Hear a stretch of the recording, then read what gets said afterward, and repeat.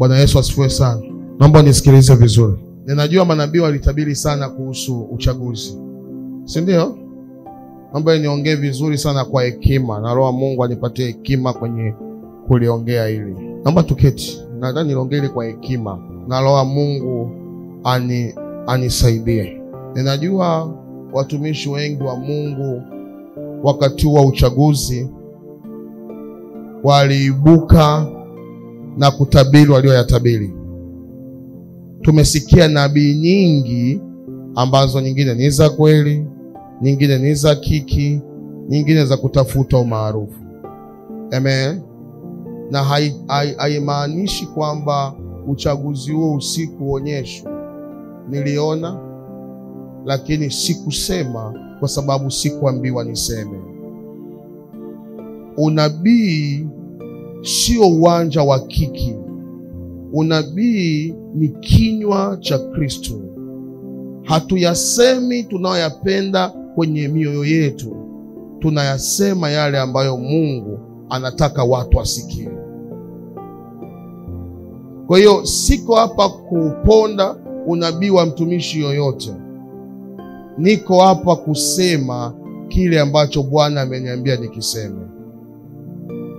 Na naomba ieleweke, ninaongea na kanisa langu ambalo Bwana amenipatia nilichunge. Siongei na mtu mwingine yoyote. Nisikilize. Kiongozi yoyote wa nchi ni mamlaka inayowekwa na Mungu mwenyewe. Mungu hawezi kusaidiwa kazi. Mimi kama nabii ninasema hivi: atakaye kalia kiti cha nchi ni yule ambaye Mungu amemchagua. Ni yule ambaye Mungu amemkusudia.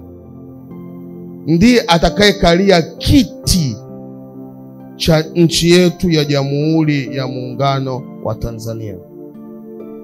Ikitokea kwa namna yoyote, kwa itikadi yoyote, mtu akajaribu kupindisha kusudi la Mungu na kumweka mtu wa matakwa yao, Roho Mungu amesema hatomaliza miezi 18. Lakini akiketi yule ambaye Mungu anamtaka, Tanzania mpya ya maendeleo na mafanikio tutaiona. Sina itikadi ya chama. Siko chama chochote. Si support uuaji unaoendelea katika nchi, lakini pia si support maandamano yanayoendelea.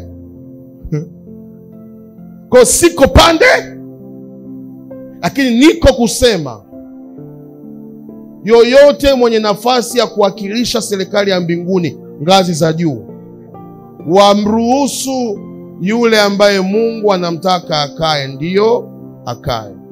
Haijalishi ni mwanamke au ni mwana, aliyechaguliwa na Mungu ndo akae. Kinyume na hapo, miezi 18 ni sawasawa na mwaka 1.5.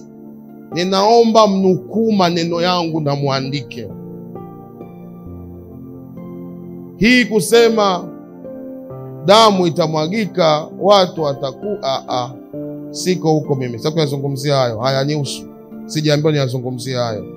Nimeambiwa niombe yule ambaye Mungu anataka akae, ndiyo akalie kiti.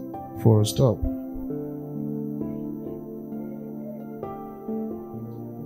Bwana Yesu asifiwe sana. Nami ninaamini kwa uweza wa Mungu, Tanzania tuko salama. Wanaoombea, waliotumwa waseme habari ya mchafuko ni wao, mimi haunihusu. Mimi naombea usalama na amani ya nchi bila kuangalia itikadi, chama au mtu yoyote. Angalizo, nasisitiza, anayepaswa kukalia kiti kwa msaada wa Mungu akalie kiti. Kinyume na hapo, miezi 18 tangu achaguliwe hatakuwa salama. Ila akikaa aliyemchagua Mungu atakuwa salama. Amen. Bwana Yesu asifiwe sana. Kwa naomba kwa dakika 2, kama wewe ni Mtanzania, inua mikono yako juu. Mwambie Mungu, tunaikabidhi nchi yetu mikononi mwako.